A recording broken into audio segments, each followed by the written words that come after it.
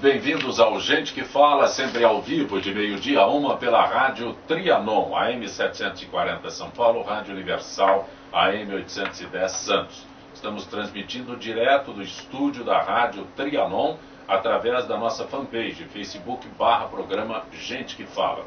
Estamos também na AltV, www.altv.com.br, e TV Guarulhos, canal 20 UHF e canal 3 da NET em Guarulhos, ambas 11h30 da noite. Acesse nosso blog, conheça nossos colunistas e colaboradores, gentequefala.com.br, e à sua disposição o WhatsApp 974012235 e o telefone aqui no estúdio da Rádio Trianon 3289-3580. Hoje, quinta-feira, gente do MPD que fala, parceria do Gente que Fala com o movimento Ministério Público Democrático. Toda quinta-feira, e representando o MPD, a promotora de justiça, doutora Liliana Buff. Prazer tê-la aqui, doutora Liliana. Muito obrigada, prazer é meu e é uma honra participar desse programa. Também conosco, o advogado criminalista, doutor Alexandre Daum. Tudo bem, doutor Alexandre? Tudo bem? Prazer. O senhor também é professor na Unip? Isso, professor universitário de processo penal. Específico processo penal, né? Correto? Na Unip. Na Unip. Isso aí, todos juntos aqui. Aliás, garantir o fortalecimento e a independência do Poder Judiciário e do Ministério Público foi o objetivo da mobilização ontem na Câmara dos Deputados, liderada por juízes e membros do Ministério Público. Além de tratar da importância da valorização das carreiras, eles abordaram as ações de retaliação que afetam as prerrogativas de instituições fundamentais ao país, atingindo a autonomia funcional e criminalizando suas atividades. Doutora Liliana Buff, acho que a senhora, como promotora de justiça, pode abrir mais o leque deste assunto, não é? Claro.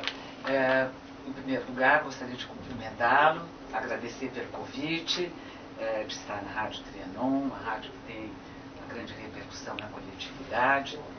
Cumprimentar o doutor Alexandre Daum, advogado, temos colegas de escritório, somos amigos, lutamos pelas mesmas bandeiras, né? E, bem, para ingressar, eu sou procuradora de justiça aposentada, então tive uma Essa larga... nomenclatura sempre me atrapalha, promotora, procuradora. Eu acho que essa nomenclatura ela é mesmo equívoca. Sim. Já houve até congressos do Ministério Público propondo,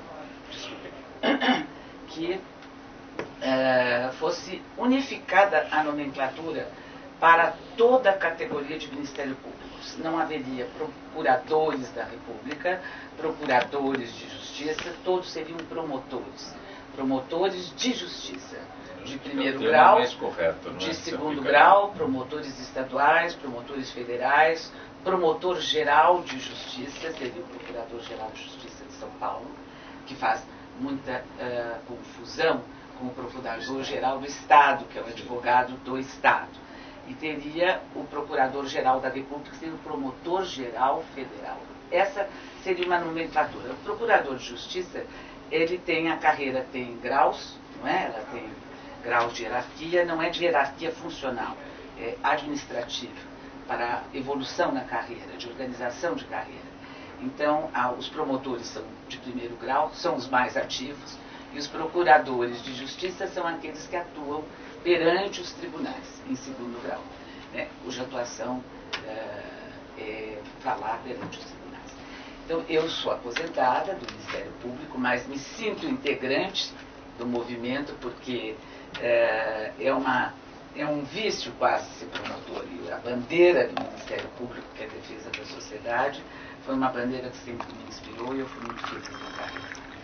De modo que vejo o enfraquecimento, ou a tentativa de enfraquecimento do Ministério Público, como uma maneira de enfraquecer a atuação em defesa dos valores fundamentais democráticos da sociedade.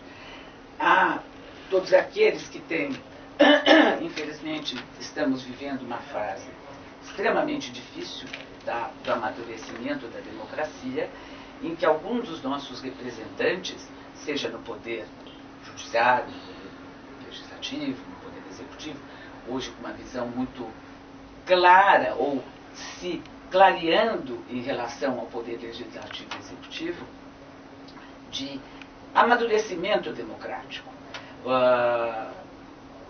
Não há mais só a persecução penal e a distribuição de justiça em relação àqueles, em relação ao povo mais vulnerável da sociedade. Hoje estamos, felizmente, com todas as operações em curso, tanto de Ministério Federal como estadual, perscrutando aquilo que estava embaixo do parquet. Nós que somos o parquet, o assoalho, havia muita sujeira embaixo desse assoalho que nós não víamos. E com isto, algumas lideranças, cujos interesses pessoais são atingidos, pretendem um enfraquecimento do Poder Judiciário e do Ministério Público. Porque como o Poder Judiciário é inerte, ele só age mediante a provocação do órgão titular da persecução penal, que eu acho que é a atividade extrema do promotor, do Ministério Público. Com isso, eles enfraquecendo, sobretudo o Ministério Público, que é uma instituição que ainda é desconhecida, a ramificação não atingiu todo a sociedade brasileira, enfraquece o Poder Judiciário inativo. Com isso, os crimes que afetam a sociedade, a meu ver, de modo até mais profundo, que são os crimes, a corrupção dos entes públicos, com isso deixam e ficam à látere da punição estadual. Enfraquecendo o Poder Judiciário também, porque no momento em que se coloca a postulação penal em juízo, o juiz, se tiver uma tendência assim, poder ser criminalizado até, isso é uma barbaridade, por suas opiniões e por sua livre convicção, com isso cerceiam totalmente, é um modo totalitário e autoritário de gerir a coisa pública. Doutora Roberta. E retira e afeta diretamente a independência, né? Doutora Roberta, você também conosco aqui, jogando ao gente que fala aqui. Prazer, eu confesso aqui novamente. É muito bom. Mas, doutor Alexandre Dão, essa tentativa de enfraquecimento do Ministério Público, o senhor é advogado, é o outro lado. Bem, na verdade, essa divisão de lado é muito mais do ponto de vista conceitual, porque as principais bandeiras, eu imagino que a gente sempre costuma dizer que a gente está na mesma trincheira. Sim. Né? É o mais importante.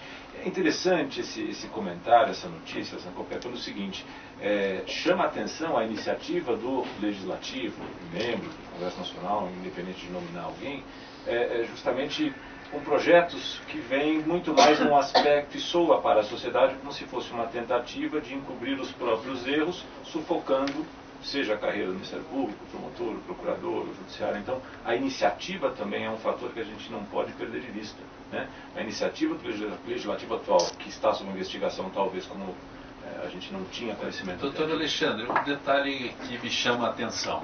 Até bem pouco tempo, todos eles eram inatingíveis. Eles faziam parte de uma casta que estavam, né? Eram todos são iguais, mas eles seriam mais iguais, né? Então, seriam sempre inatingíveis, né? Na história, isso nunca foi registrado, né? Apenas é recente colocar um senador, tirar o senador do seu mandato, levá-lo para a cadeia, a população descobriu que alguma coisa estava acontecendo. Aí, isso não seria uma tentativa de uma imunidade maior da parte deles? E acho que é física. A ação provocou reação, né? Sim. Ou seja, agora esses projetos que vêm, às vezes com iniciativa de um ou outro senador que está em evidência em mídia, justamente soa mal do ponto de vista de retirar a independência do Ministério Público, do Poder Judiciário. Então, realmente, você tem absoluta razão. É nessa linha mesmo. Doutora Roberta, esta tentativa, devo dizer, de enfraquecer de enfraquecer o Ministério Público. É exatamente isso que estamos abordando aqui, a mobilização que nós tivemos ontem na Câmara Federal.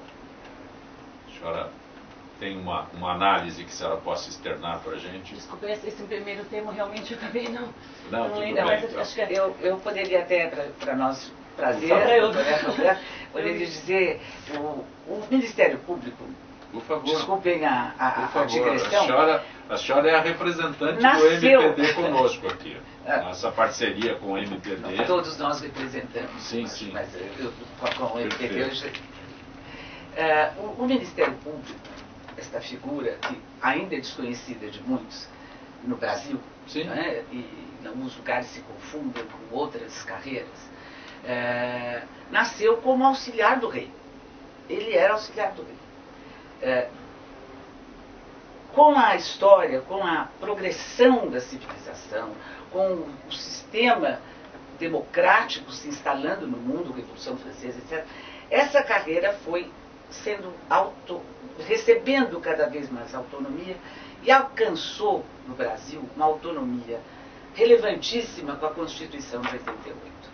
Porque me lembro das discussões no início da carreira, quando ainda vigia a Constituição da ditadura militar, que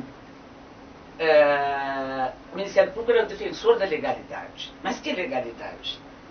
A legalidade autoritária? Então, o Ministério Era um Público, regime de exceção. de exceção, era uma legalidade que não era legítima, que não encontrava respaldo nos valores e na defesa da cidadania, do direito do homem, da mulher, não é?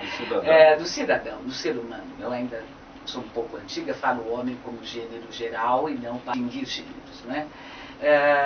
Então, o Ministério Público recebeu esta autonomia e nesses quase 30 anos, 20 e tantos anos de Constituição, quase 28, conseguiu o status que hoje tem para postular o que postulou perante o juízo federal, que levou à prisão de um senador dentro do Senado, por sua autonomia, por respeitar suas convicções, por defender a legitimidade, o direito legítimo, o Estado democrático de direito, não um Estado de exceção.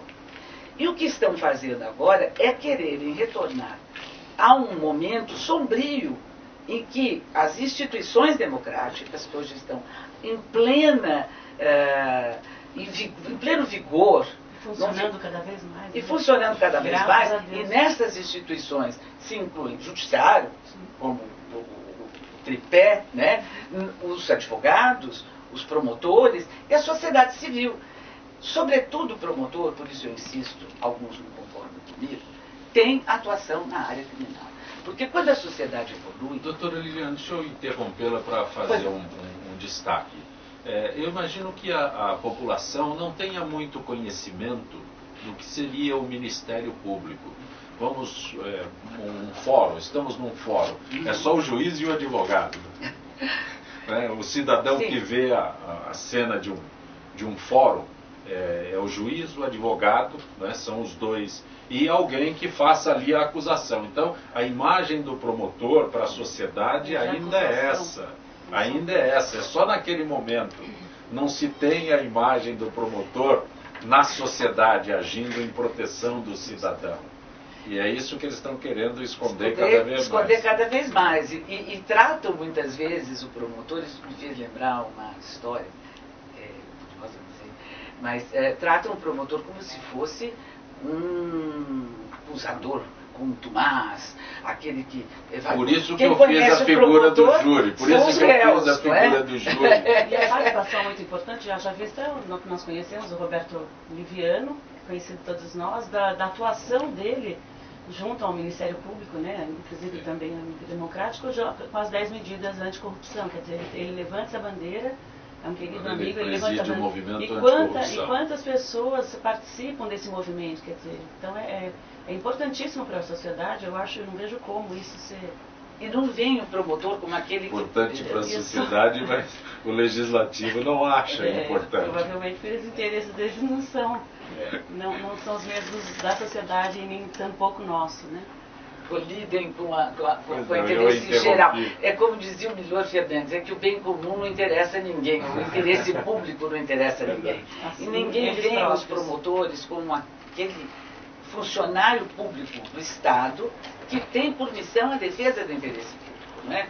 E colocaram nas mãos destas pessoas a defesa do interesse público. Né? Quando ferem os direitos indisponíveis sociais, tem o promotor atuar, seja no crime, seja na área civil. Fale bem próximo. É Dr. Guilherme Nostra. Prazer ter aqui, Dr. Guilherme. Prazer todo meu, Zancopé. É uma honra estar aqui junto com o Ministério Público Democrático nessa luta contra a corrupção. Nós o trazemos aqui exatamente quando o assunto é o temor ao Ministério Público que o Legislativo demonstra. Exatamente. Tentativa de quase sufocamento, né? Sim, sim, sim.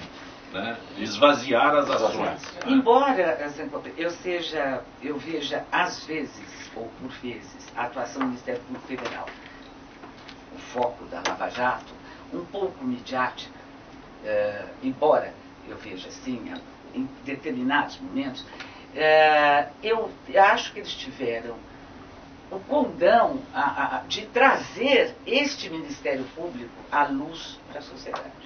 Não é? Então, porque é uma credibilidade. Então, esta atuação que muitos criticam, eu também critico como midiática, em alguns momentos, eu louvo na essência, porque trazem a figura do integrante do Ministério Público a lume, para que a população conheça que não é só o acusador contumaz dos pobres, dos que não têm recursos para se defender, dos que não conseguem chegar até o Supremo com os recursos na primeira, segunda instância, quarta instância, quinta instância, né, e não concorrer ao trânsito julgado. Não obstante, seja contra a decisão de ontem. Abordaremos essa discussão daqui a pouco. Algo acrescentar, doutor? A atuação do Ministério Público, desde a Constituição de 88, ela muda totalmente o cenário das relações de justiça no Brasil. Né? Isso foi extremamente importante, isso é inegável.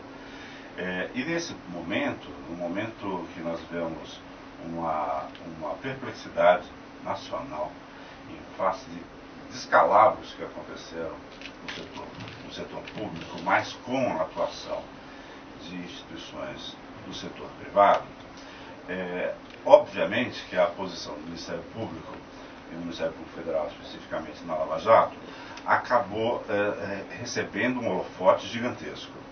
Então, a primeira reflexão é para verificar se o Ministério Público Federal buscou esse holofote, ou se o holofote foi natural em decorrência da extraordinária atuação num determinado momento. É evidente que sempre que, isso é da natureza humana, sempre que se coloca a opinião pública, sempre que se começa, é a fábula do corvo, né, e da raposa, né, que o corvo estava com o queijo em cima da árvore, a raposa começou a elogiar o canto dele, ele ficou tão embevecido, ele deixa cair o queijo. É evidente que quando tem toda uma apreciação do seu trabalho, as pessoas se envaidecem. Isso é próprio da natureza humana. Mas eu acredito que a instituição, o Ministério Público, o Judiciário, como uma atuação de poder, da qual o Ministério Público também atua, a advocacia também atua, a imprensa, Zancopé, também é importante. Esse judiciário, ele tem hoje maturidade, credibilidade para poder trabalhar essa questão, trazendo para contextos que sejam contextos humanistas e racionais. Existem excessos? Existem excessos. Existe uma espetacularização de determinada situação? Existe um viés que pode ser interpretado político para cá ou para lá? Existe de um membro ou de outro, mas não da instituição, não da atuação institucional. E isso é que não podemos permitir que as pessoas que estão, os detentores do poder, que estão se sentindo incomodados com essa atuação, queiram atuar para, obviamente, solapar essa instituição. Isso não é admissível. Começou a molhar o pé. Assusta, lamentavelmente, esse país. Doutora Roberta. campanha de sucesso contra a violência do gênero ou campanha contra a violência do gênero. Este é um assunto, né, que sempre se procura abordar, mas a gente não tem dimensão. Eu acho até difícil estabelecer uma dimensão de uma campanha contra a violência do gênero. Vou até me abster aqui de ler tudo isso daqui, porque isso não exclui os outros integrantes da mesa. Eu podia dizer 80% das iniciativas são bem-sucedidas nos países desenvolvidos, por exemplo, como Estados Unidos e também Canadá. Eu vejo aqui, eu estou tentando imaginar se nós tivermos no Brasil uma campanha desse tipo. Aí, exatamente. O curioso, que eu acho que é institucional, eu acho que é difícil, uma pesquisa recente, foi perguntado às pessoas, eu não sei exatamente o número de pessoas, se uma mulher que esteja vestida com uma saia curta ou com decote, se ela merece ser violentada ou estuprada. 1/3 da população do Brasil disse que sim, ela merece ser estuprada. Quer dizer, isso é um absurdo e é cultural também. Então, por que no Brasil existe essa cultura de que a mulher é culpada pelo estupro porque ela está de saia curta? Né? E isso, então, assim, eu acredito que essa campanha deva ser, como é cultural, uma questão é cultural, eu acredito que essa campanha deva ser institucionalizada na própria escola. Eu acho que deve ter um ensino porque agora a gente fala de gênero. Está abordando a educação, que nós não temos a educação lá mas atrás. Deveria vir, porque os LGBTs, todos os gêneros, são vários os gêneros que existem hoje. Então, está cada vez mais latente, né? Cada vez mais sendo discutido. Eu já participei, tenho uma amiga que ela é presidente da Comissão do Direito Homoafetivo, eu já participei de vários, inclusive aqui no teatro, vários congressos, e houve há pouco tempo um congresso internacional. Então, ela tem uma veiculação muito grande. Então, assim, não dá mais para a gente achar que isso não faz parte da sociedade, e faz, só que as escolas, muitas escolas abafam isso e não existe. Perdão, uma interrupção. Claro, não, por favor. Nós somos mais autorizadas ainda a falar sobre gênero, né? Porque parece que sempre a violência de gênero estamos em maioria, me desculpa. Mas já começa. Começa aí. Não atinge é uma minoria qualificada. Não é? E não atinge só a mulher. Porque a mulher ou os assemelhados, os outros gêneros que se assemelham, que são mais frágeis. E a criança. Pela mulher e a criança. É o que mais nós tínhamos, quando uma escola pública de excelência, eu falo no alto, de uma antiguidade merecida. Eu diria que a escola era risonha e franca. Essa é a melhor definição que eu já vi sobre... E nós tínhamos educação moral e cívica. Depois que veio a ditadura, que foi obrigada a ter estudos de problemas brasileiros, parece que as pessoas todas ficaram com uma aversão a entender e estudar o civismo, o direito, porque está extremamente ligado ao Estado, à Constituição do Estado. Nós vemos uma democracia. Para mim, deveria ser obrigatória a educação cívica.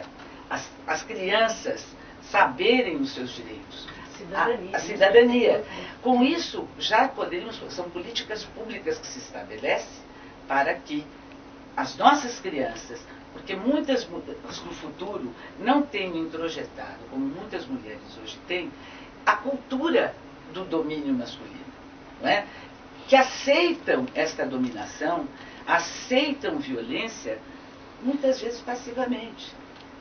O caso que foi objeto de debate até aqui, entre vocês, entre outras pessoas, do promotor que a filha que foi, porque estuprada pelo pai, que falou barbaridades a respeito no uma menina. Se não me engano, uma ocorrência no Rio Grande do Sul, não foi? Eu não estou bem lembrada nesse por momento. Foi objeto de muitos debates. Porque o pior é que a saia curta e o decote é na rua, é a cultura da rua. Mas a violência se passa, na maior parte da violência doméstica, é dentro de casa, é com os pais, padrastos. Uma de cada 3 mulheres violadas. E é interessante esse ponto, porque, Zancopé, é muito bom trazer esse tema, porque como fazer uma campanha de sucesso contra a violência de gênero? A gente tem, né, do ponto de vista macro legislativo, em 2005 uma grande reforma dos crimes contra a dignidade sexual, anterior à lei da violência doméstica, conhecida como Maria da Penha, mas são instrumentos legislativos que, por esses números, a gente consegue a Maria da Penha foi ao Congresso dizer que a lei...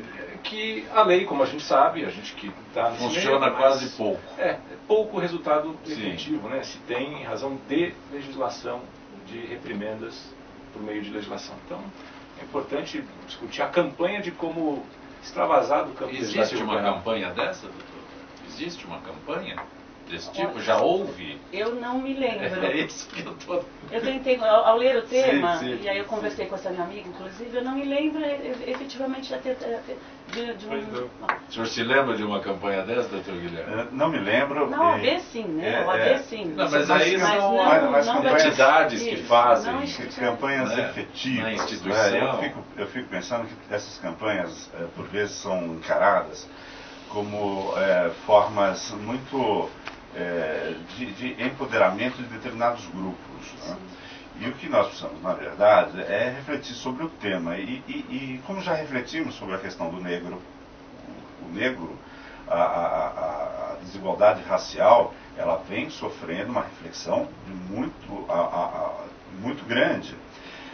Agora, também precisamos refletir mais e melhorar cada vez mais essa questão da desigualdade racial, mas a de gênero precisa acompanhar também. Eu fico perplexo, Sancopé, e a doutora falava do problema cultural, ouvindo algumas letras de funk ou de músicas que são ouvidas. Então, fala-se muito do empoderamento da mulher, mas depois se acha absolutamente natural, em letras de música, sempre a mulher ser colocada numa posição de cachorra, de ordinária, enfim, isso é uma questão cultural seríssima. Nós precisamos refletir sobre isso. Será que é normal? E isso esbarra num tema que você sabe que é muito, que eu gosto muito, é um tema muito caro a mim, que é o tema da liberdade de expressão, a liberdade artística. Eu acho que não pode sofrer qualquer tipo de interferência. Então não estou falando de interferir na liberdade artística, estou dizendo um problema cultural, a cultura que se revela pela liberdade artística e que mostra realmente que há uma distorção. Há uma distorção. Não é possível você vá a uma festa de crianças de 13, 14 anos e fica ouvindo músicas de funk ou outros ritmos em que a mulher é colocada sempre numa posição, para usar um termo absolutamente batido e desagradável, que é o termo do objeto, mas não do objeto naquele sentido romântico demagogo, objeto no sentido da coisificação, né? A mulher sendo reificada, sendo coisificada, isso, e numa posição sempre de subordinação ao poder do macho, né? Culturalmente bem extravagante, né? Abrir um parêntese aqui, nosso contato com a Gisele Souza, que é do setor de eventos da AFIPESP, para que a gente traga aqui a mensagem àqueles que nos acompanham. Gisele, boa tarde. Gisele Souza, do setor de eventos da AFIPESP. Cadê você, Gisele? Nosso contato às quintas-feiras com a AFIPESP, Associação dos Funcionários Públicos do Estado de São Paulo. Gisele, tudo bem, Gisele? Eu não ouço a Gisele aqui, ok? Ok. Vamos na sequência aqui do nosso gente do MPD que fala, parceria com o Movimento Ministério Público Democrático, todas as quintas-feiras. Hoje a promotora de justiça, a doutora Liliana Buff, que é integrante do MPD, a advogada doutora Roberta Roça, o advogado Guilherme Nostri e o advogado Alexandre Daum. O doutor Alexandre também é professor da Unip, professor penal da Unip. Me chama a atenção esse tema aqui, projeto de lei de migração pronto a ser votado, uma proposta que cria a lei de migração, preza pela não criminalização do fluxo migratório e fixa punição para o traficante de pessoas ao tipificar como crime a ação de quem promove a entrada ilegal de estrangeiros em território nacional ou de brasileiro em país estrangeiro. De migração, doutor Alexandre, o senhor que é criminalista? Pois é.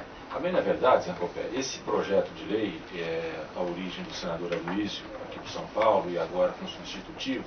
É interessante, do ponto de vista, é evidente que como manchete, né, como como notícia, algo que é um tema mundial, mas é uma complementação, até tem uma ligação com o tema que a gente falava há pouco. Quer dizer, o tráfico de pessoas, a gente teve em 2009 também uma alteração legislativa penal em que se tinha tráfico de mulheres, né, e aí a alteração da denominação, a especificação da criminalização. É mais uma lei que criminaliza, é verdade. Eu sempre questiono qual é a efetividade dessa espécie de norma que criminaliza, talvez por criminalizar. É evidente que tem muita demanda, imagino que tenha demanda para isso, mas eu acho que o problema sempre está antes disso, né?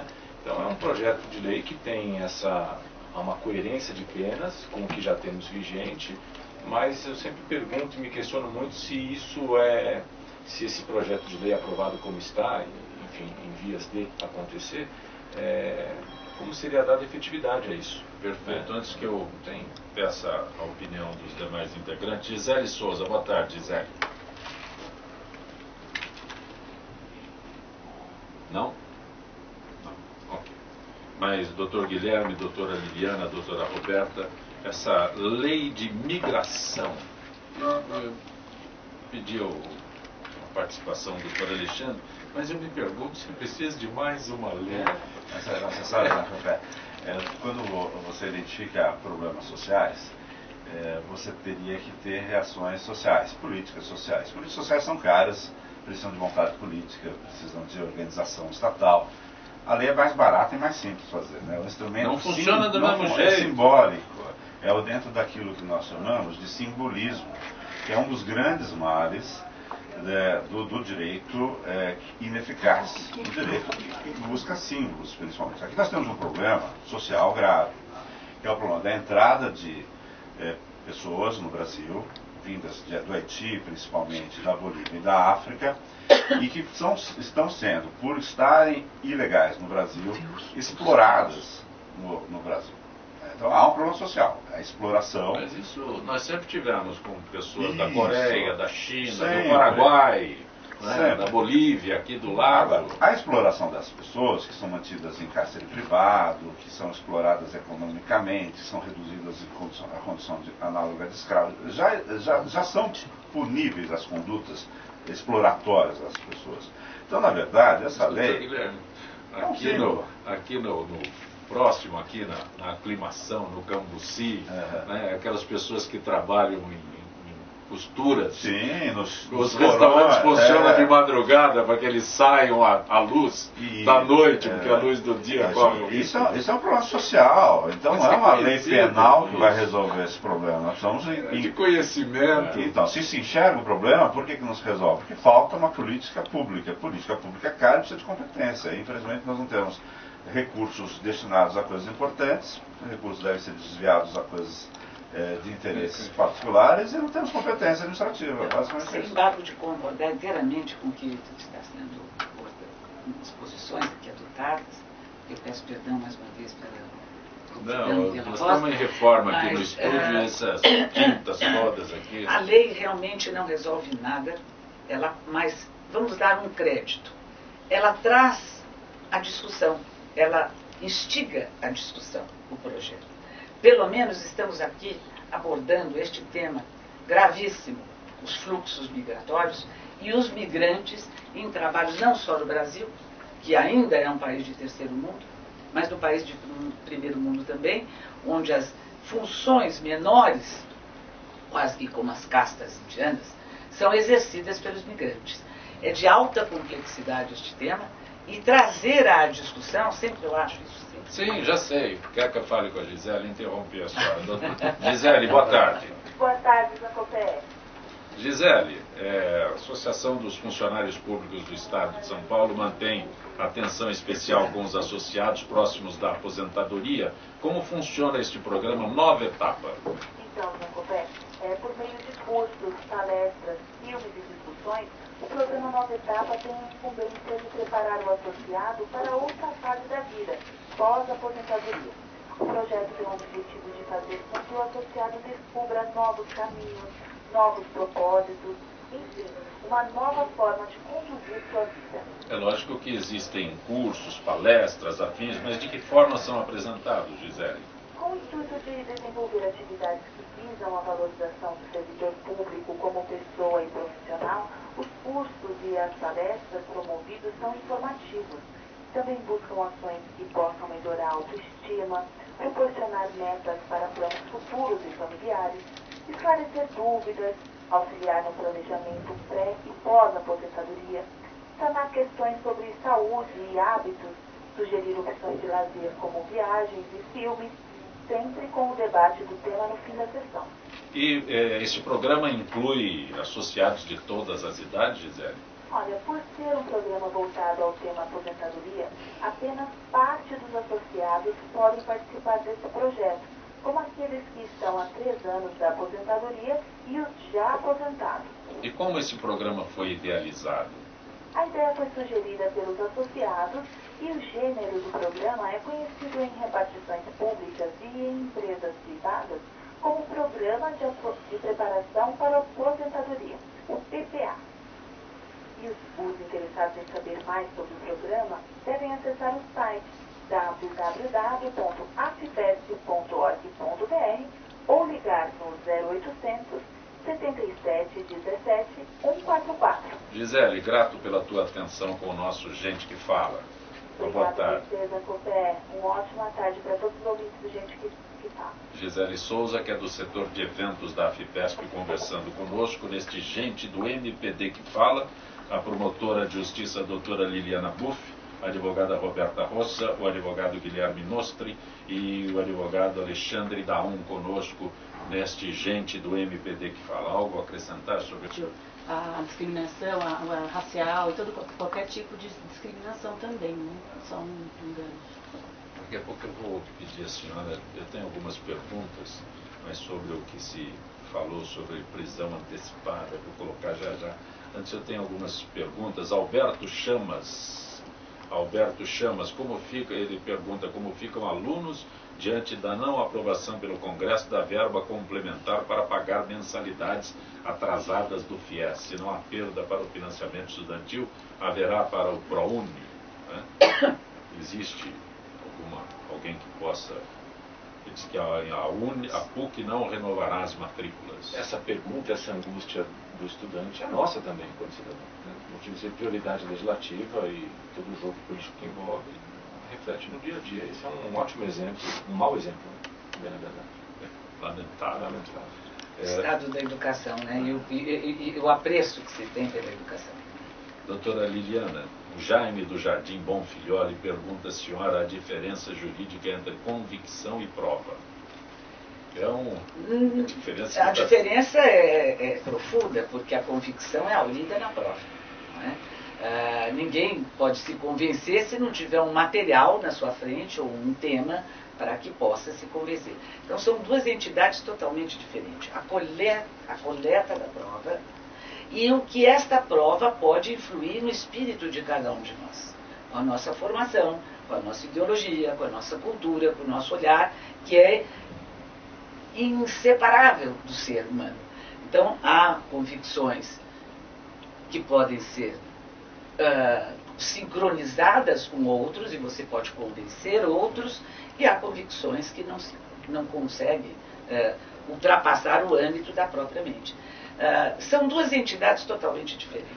Mas posso dar a pergunta, obviamente, ela se refere à questão da apresentação do Ministério Público Federal sobre a denúncia feita ao ex-presidente Luiz Inácio Lula da Silva. Eu acho fundamental que se analise pela ótica do procurador que estava lá, do Ministério Público. Então, fez-se uma celeuma sobre o tema, a imprensa trabalhou dessa forma, de diversas formas.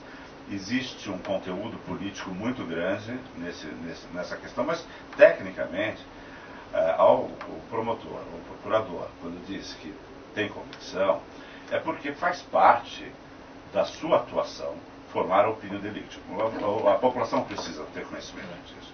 Então, esses elementos, a prova da materialidade, os indícios de autoria, eles fazem parte de um conjunto de elementos que são destinados ao Ministério Público estadual, federal, no caso federal, e cabe sim ao procurador e cabe ao promotor buscar naqueles elementos convicção, que é o que se convencionou chamar na nossa de opinião delicti.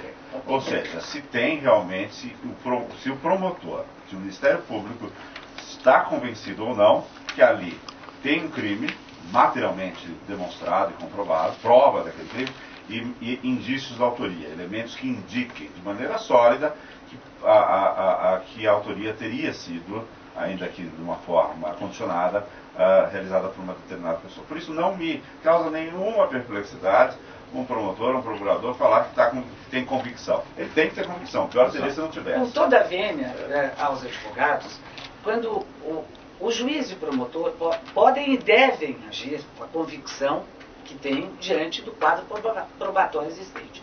O advogado, muitas vezes, pode ter uma convicção diversa a respeito do fato que está sendo defendido, ou a pessoa que está sendo defendida. E ele não pode, por dever de ofício, manifestá-la. O promotor é obrigado a manifestar por lei a sua opinião. Então, é colhida a prova, ele forma, é o titular da ação penal pública, ele forma a convicção diante daquela prova coletada e pode denunciar ou não denunciar. Se não formar essa opinião, ele pode pedir a absolvição do réu, ele pode pedir o arquivamento do inquérito inicial. E eu permitiria, se tivermos tempo, falar pouco a respeito do que o doutor mencionou, sobre indícios. Há uma confusão grande, porque indício é prova. Está vestida de vestido brilhante, está diante do microfone, está cantando uma canção. É uma cantora, supostamente, não é? Está com uma roupa de tênis, uma raquete de tênis, uma bolinha de tênis, deve ser uma jogadora de tênis. Formo esta convicção diante do que estou vendo fora. Não há mal nenhum diante disso. Se me provarem que aquilo não era, estava indo para casa, não estava indo jogar tênis, ou era uma fantasia para participar de um baile, uma festa, bom, então vamos mudar a convicção, mudar a opinião delicti, a opinião sobre o delito, e vamos absolver esta pessoa. Mas se tu tem cara de sapo, pele de sapo, faz barulho de sapo, deve ser sapo. Não é?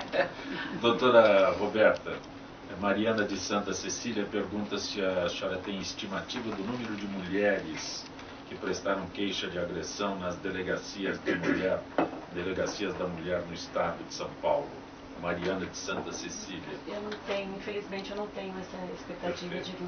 Eu sei que oficialmente, né, é um número, né, e o que se sabe é muitas mulheres vão até a delegacia reclamar, e ali, inclusive ali há deboches também contra essa mulher, né, porque imagino que ela está lá, que gosta de apanhar, e que daqui a pouco ela vai voltar para pedir para o marido. E também tem esse índice, o real e o oficial, né? Perfeito. Mas infelizmente eu não tenho essa estatística de números de mulheres. Eu sei que uma em cada 3 mulheres hoje é violentada. Doutor Alexandre Marcos de Pinheiros disse que não seria temerário o presidente nomear ministro sendo acusado pelo STF por falsidade ideológica. Bem, na verdade, se a gente entrar no casuísmo, né, no caso a caso, realmente eu sempre acho que a gente tem que abordar a questão do ponto de vista macro. A indicação dessa forma constitucional, e isso tem que ser discutido, a gente tem um outro tema muito interessante para falar sobre Constituição, né, e interpretação, é o que está posto. Eu acredito que, diferente da visão do agente que opera, que trabalha de alguma forma, está envolvido, né, no Poder Judiciário, né, tem convicção de que boa parte das decisões elas são independentes, independente dessa influência, enfim, é que sempre aparenta algo que, né, uma incompatibilidade, porque quem nomeou, né, mas... Eu acho que quem abordou muito bem esse tema foi o ministro ilustre, Caio Paes Brito, a quem devemos, inclusive, o julgamento do mensalão, que colocou em pauta o mensalão, que disse que quando foi nomeado pelo presidente, acho um sistema de indicação interessante o nosso. O presidente, quando o indicou, sabia que ele estava indicando alguém para uma função independente, autônoma, e que ele ia agir totalmente com a independência de um magistrado. É um texto belíssimo que ele fala sobre isso, então eu não vejo incompatibilidade, perdão, o parte aí, mas, Não, mas é. o ministro Estamos de acordo. veste a toga, ele deve vestir a toga integralmente, como fez o ministro Reis. E quando toma decisões num sentido que não agrada, entre aspas, muitas aspas aí, não, está fazendo isso só porque, tanto de um lado quanto do caso outro. é sobre políticos, né? Político, mas a competência do presidente Temer está indicando um congressista acusado. a gente está tratando. Não, também. Não, mas é Uma questão muito boa a política. tua- Seria bom que não houvesse, efetivamente, sobre esse ponto. Ah, Tratamos de dois Para assuntos, então. encerrar, seria bom que Tratamos de dois assuntos. Na verdade, eu acho que na pergunta é a ideia, ficha limpa é só para cargo eletivo, é ficha limpa também para cargos de ministro? Essa é a ideia. São cargos de confiança. Cargos E de esperar a confiança. eleição para nomear, né? Doutora Liliana, doutora Roberta, doutor Guilherme, doutor Alexandre, Supremo Tribunal Federal decidiu manter a prisão de réus antes do trânsito em julgado após condenação em segunda instância. Tem todo um enunciado aqui o tema, mas eu acho que Tema do momento. é o tema do momento. Foi Isso votado ontem. resume, foi votado ontem, né? Fez assim. Perfeito. O Doutora voto de Roberta. Minerva foi da Carmen Lúcia. Perfeito. A doutora Liliana fez referência a este assunto em instantes, na primeira meia hora do nosso programa. Eu entendo a enorme dificuldade que tem a nossa Suprema Corte em um elevado número de processos que são levados ao exame dos ministros, mas não consigo ver como pode prevalecer uma opinião de ministros do Supremo contra o que está constitucionalmente estabelecido. O nosso sistema carcerário é um horror, o número de recursos protelatórios é infindável, isto causa impunidade, sem dúvida nenhuma, mas nós precisamos observar os ritos e o funcionamento da justiça, e não trazermos decisões casuístas, porque para evitar a protelação com a execução provisória de penas, porque não se pode falar em trânsito em julgado diante dos termos da nossa Constituição, antes que a defesa use amplamente os recursos a ela inerentes. O trânsito em julgado se dá com a decisão definitiva sobre a causa. Depois que se perde prazo, ou se não recorre extraordinariamente ou especialmente, ao trânsito forma-se um título líquido e certo, como para que o preso, para que o condenado, sentenciado, definitivamente possa cumprir a sua pena imposta pelo Poder Judiciário. Eu acho terrível esta decisão, porque causa uma insegurança jurídica absoluta, não é? Presume-se inocente até o trânsito em julgado. Não há se falar em trânsito em julgado se nós estamos erroneamente utilizando o recurso especial e o recurso extraordinário para para causar impunidade, para que o réu não possa começar a cumprir a pena, é uma outra circunstância. Não podemos transigir com princípios democráticos. Não podemos. Não há. Eu trabalhei muitos anos na execução criminal nos presídios em São Paulo, que na época era a correição de todos os presídios do estado de São Paulo. Quando começou a guia de execução provisória,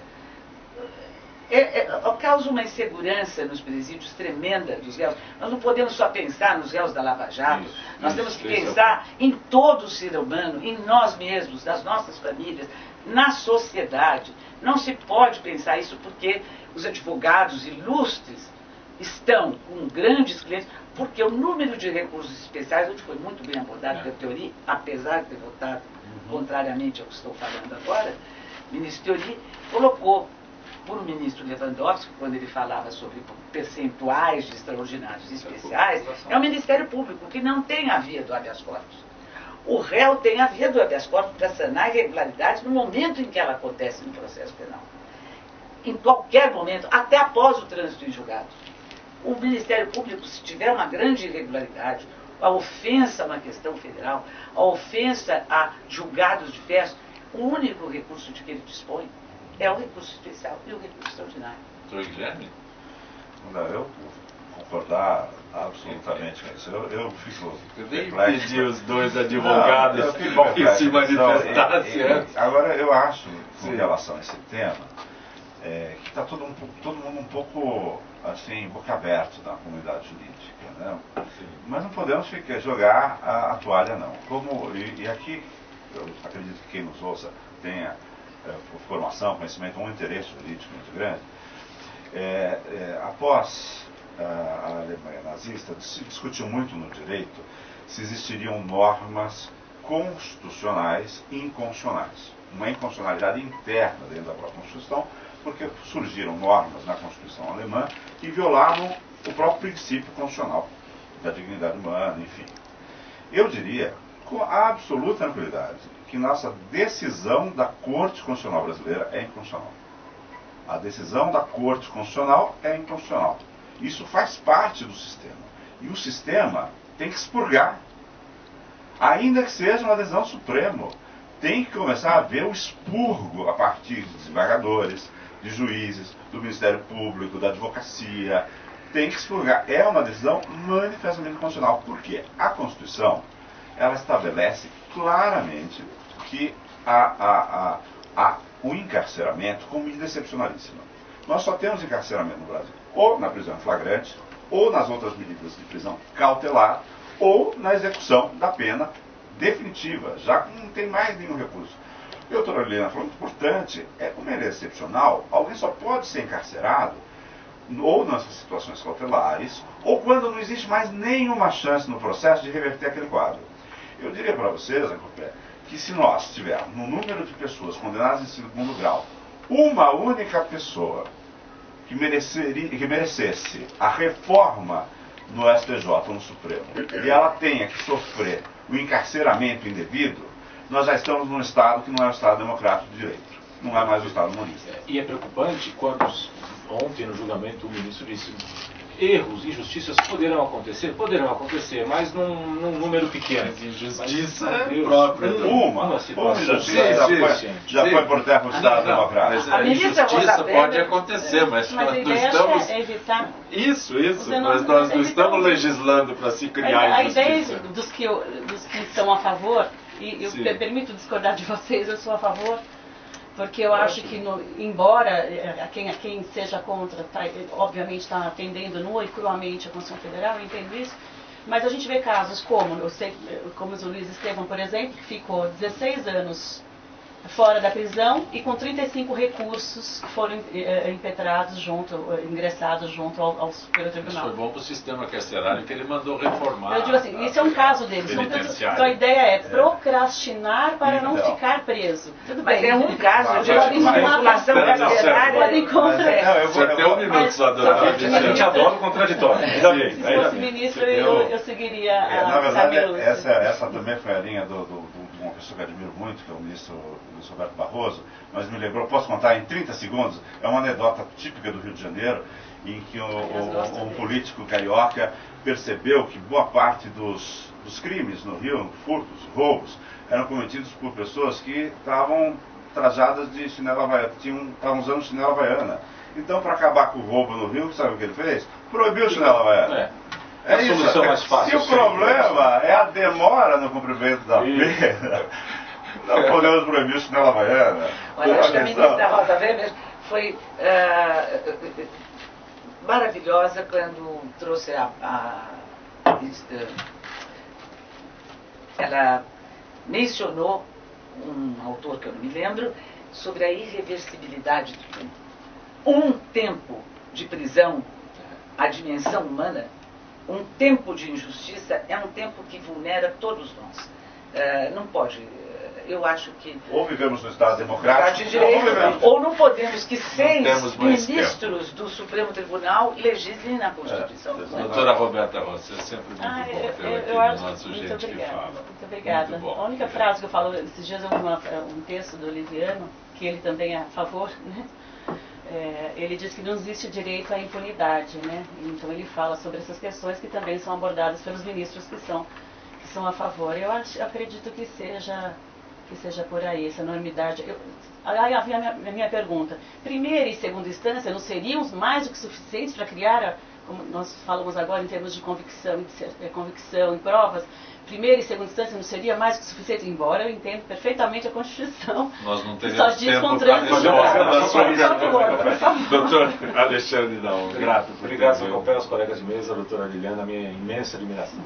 Doutor Guilherme Nostra, é sempre bom. Muito obrigado, senhor Copé, doutora Liliana, doutor Alexandre, doutora Roberta, um grande prazer participar dessa mesa. Doutora Liliana Buff, nossa parceria às quintas-feiras acontece exatamente graças ao Ministério Público Democrático que a senhora é integrante. Muito obrigada, muita alegria em participar, em debater com ilustres colegas, doutora Roberta, doutor Guilherme, doutor Alexandre, e Zé Copé, que tem uma audiência e uma penetrabilidade enorme na sociedade. Eu agradeço muito a atenção. Grato. Gente que fala tem a direção-geral do jornalista Fausto Camunha, a diretora de produção Zenilda Salvato, a redação Pedro Esquiavon, produção cultural Ricardo Godoy, na rádio Trianon Benevené, Cléo Rodrigues, Neildo Neres, Ricardo Valim, na direção da TV Guarulhos, Fernando Mauro, na direção da UTV Alberto Luquete, na técnica James Eduardo, Paulo Afonso e Iago Matsumoto. Estaremos de volta amanhã, meio-dia. Gratos, até lá.